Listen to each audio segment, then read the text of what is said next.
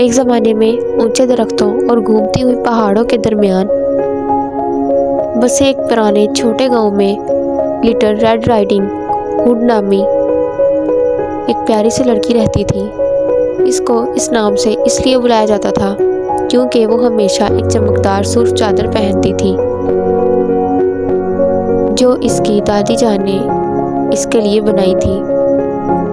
एक धूप की सुबह लिटिल रेड राइडिंग हुड की माँ ने उसे बुलाया और कहा, मेरी प्यारी बेटी, आपकी दादी की तबीयत नासाज है, तो इसलिए क्या आप एक मेहरबान लड़की बनेंगी और ताज़ा पकी हुई चीज़ों की ये टोकरी उनके पास ले जाएंगी। ये यकीनन उन्हें खुश कर देगी।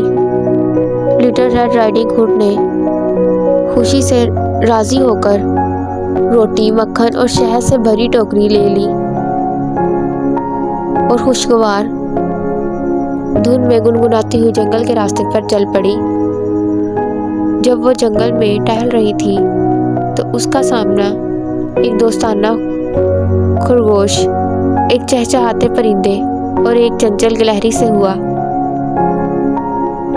लिटिल रेड राइडिंग हुड ने गर्मजोशी के साथ उन सब का इस्तकबाल किया और अपने रास्ते पर चल दी। तमाम जंगल के अंदर एक चालाक भेड़िया छुप गया। उसने लिटिल रेड राइडिंग हुड और उसकी दादी के घर के सफ़र के बारे में सुना था।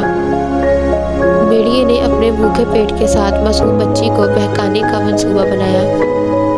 Good day little red riding hood, भेड़िए ने दरख्त के पीछे से निकलते हुए कहा। मिस्टर वुल्फ, आपका भी दिन बखैर हो। वो इसके इरादों को नहीं जानती थी।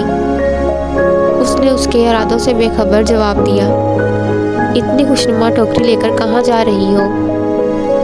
भेड़िए ने सामान को देखकर पूछा।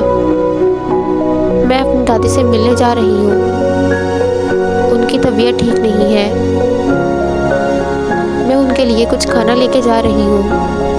जब लिटिल रेड राइडिंग हुड ने यह सब कुछ बताया, भेड़िए की आंखें भूख से चमकने लगीं। जब वो अपने मुंतज़िर मज़ेदार खाने के बारे में सोच रहा था तो उसने कहा, आप जंगल में से लंबा रास्ता क्यों नहीं लेती? वो रास्ता बहुत ज़्यादा खूबसूरत है और वहाँ से आप अपनी दादी के लिए कुछ खूबसूरत फूल भी ले सकती हैं।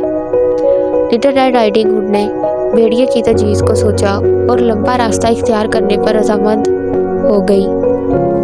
भेड़िया इससे पहले दादी के घर पहुंचने का मंसूबा बनाकर आगे बढ़ गया। जब लिटिल रेड राइडिंग हुड अपनी दादी के कॉटेज पर पहुंची तो वो दरवाज़ा खुला देखकर हैरान रह गई और एहतियात से अंदर दाखिल हुई और ये पुकारती हुई, दादी जान, ये मैं हूँ। भेड़िया उसकी दादी के भेष में अपने सर पर एक कंबल ओढ़कर बिस्तर पर लेटा हुआ था। उसने कहा, मेरी प्यारी, करीब आओ। उसने बूढ़ी औरत की आवाज़ की नकल करने की कोशिश करते हुए कहा। जैसे ही लिटिल रेड राइडिंग हुड बिस्तर के करीब पहुंची, उसने अपनी दादी की शक्ल में कुछ अजीब देखा। उसने देखा कि दादी के कितने बड़े कान हैं। जब भेड़िए ने ये बात सुनी तो उसने पुरसकून रहने की कोशिश की।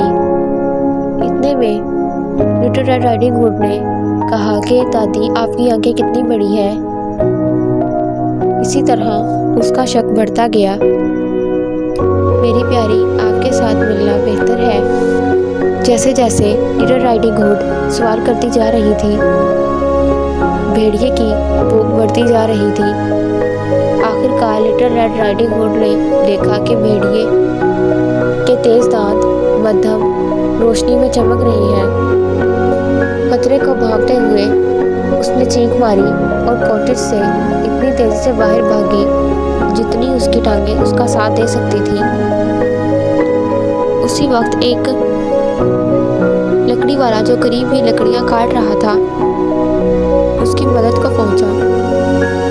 उसने अपनी कुल्हाड़ी से भेड़िए का पीछा किया। लिटिल रेड राइडिंग हुड और उसकी दादी को नुकसान से बचा लिया।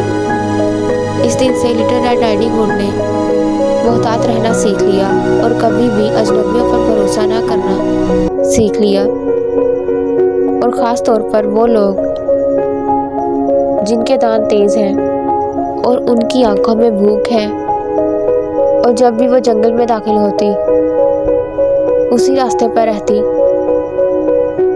जो उसकी माँ ने उसे बताया था।